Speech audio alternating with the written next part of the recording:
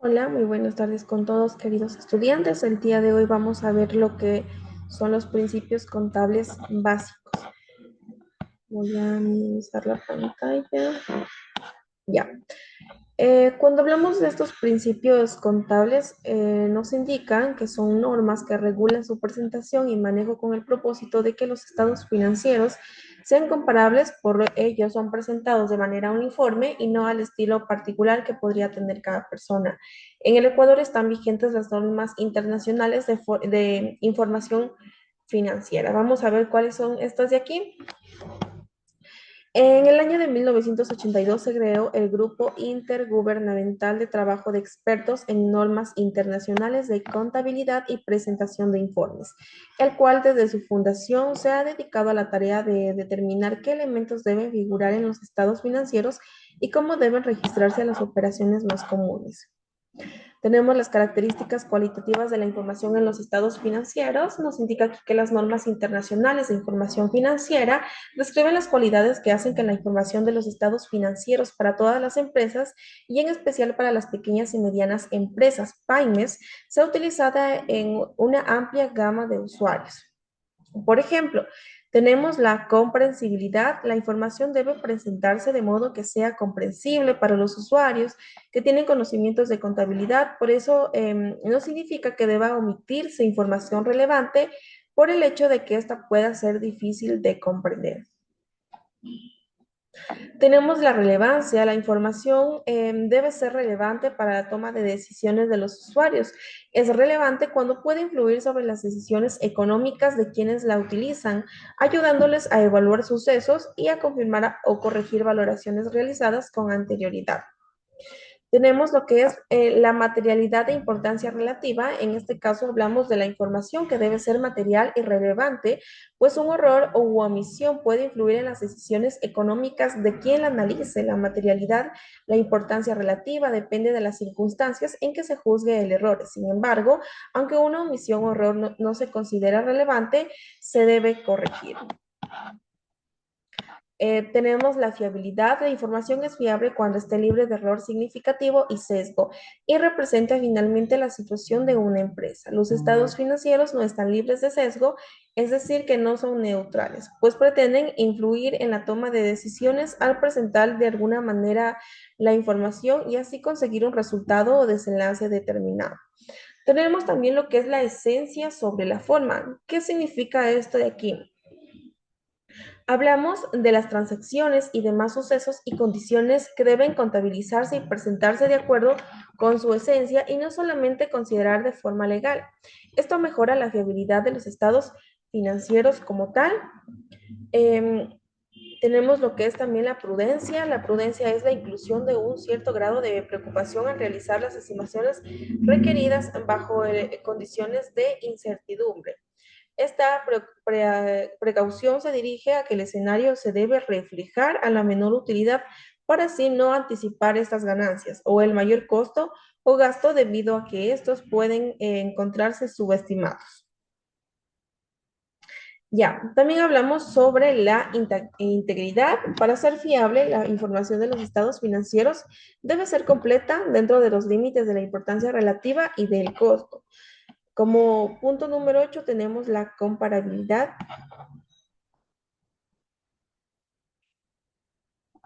Ya, en este caso los usuarios deben ser capaces de comparar los estados financieros de una entidad a lo largo del tiempo para identificar las tendencias de su situación financiera y su rendimiento. Además, los usuarios deben estar informados de las políticas contables empleadas en la preparación de los estados financieros, de los cambios en las políticas de sus efectos. Tenemos también lo que es la oportunidad. Esta implica proporcionar información dentro del periodo del tiempo para tomar la decisión. Si hay un retraso indebido en la presentación de información, esta puede perder su relevancia. Tenemos también lo que es el equilibrio entre el costo y el beneficio. Los beneficios que se obtienen al tener la información oportuna deben exceder a los costos de suministrarla. Una buena decisión de la gerencia se basa en la información financiera preparada con base a todos los datos, en este caso los conceptos y principios generales descritos. Ya, ahora bien, tenemos lo que son la clasificación de las cuentas.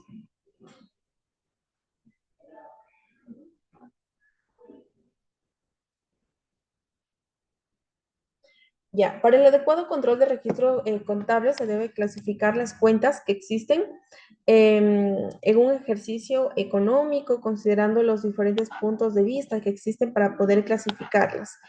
Tenemos la clasificación según el grupo al que pertenecen. Aquí están los activos, que pueden ser las cajas, los bancos, algún terreno, el pasivo, cuentas por pagar, patrimonio, el capital social, los ingresos por sus servicios, los costos de venta, los gastos, sueldos de publicidad e intereses. Tenemos también según el saldo que tiene por naturaleza. Tenemos las deudoras, activos, costos y gastos, las acreedoras, los pasivos, patrimonios y los ingresos. Tenemos según el balance en el que se presenten, tenemos la pérdida y ganancia, los ingresos, costos y gastos. Y también tenemos el balance general, que puede estar aquí el activo, el pasivo y el patrimonio.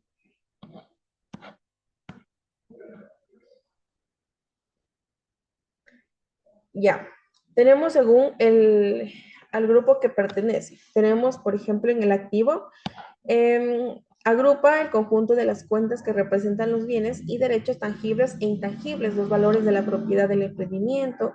Comprende cuentas como las cajas, los bancos, los documentos por cobrar, los terrenos, la planta y también está el equipo. En pasivo nos encontramos que este grupo representa las deudas del emprendimiento con terceros. Por ejemplo, para los bancos, diferentes préstamos, los impuestos para pagar, los sueldos para pagar a los trabajadores, entre otros.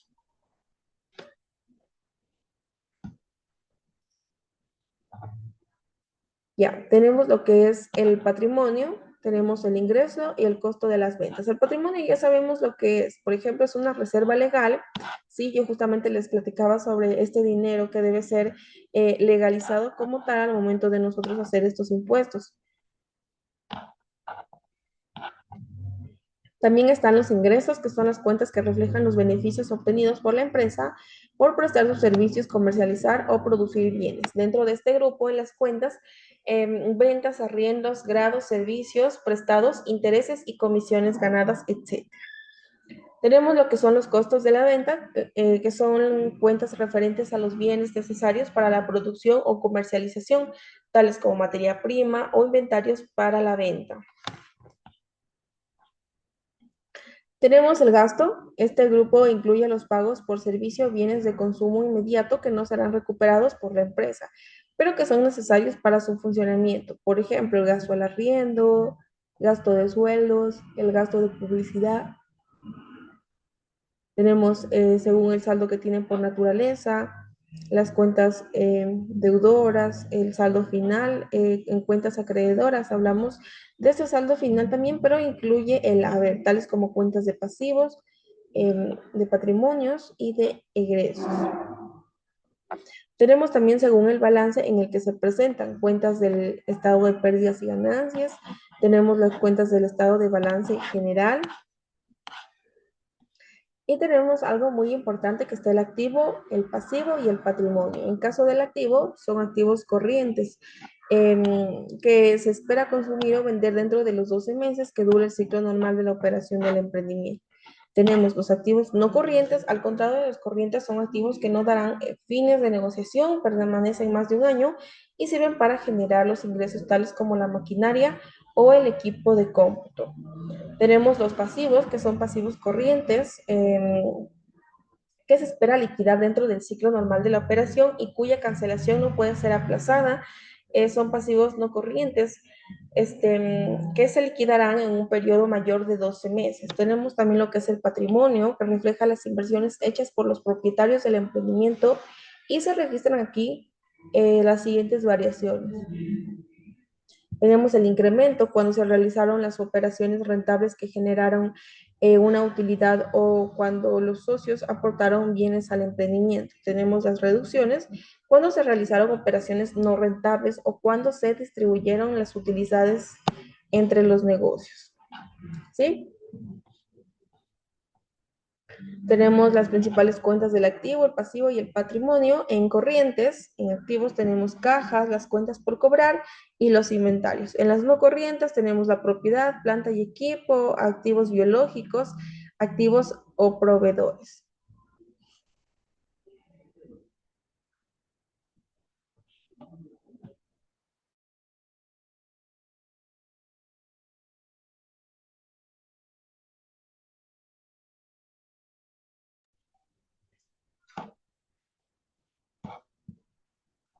Ya, tenemos lo que son los pasivos, las cuentas por pagar a proveedores, las provisiones, los préstamos por pagar y en patrimonio tenemos una capital, ciertas reservas y ciertos resultados acumulados y resultados del ejercicio, en donde se diferencia entre ingresos, costos y gastos del presente ejercicio, ¿sí?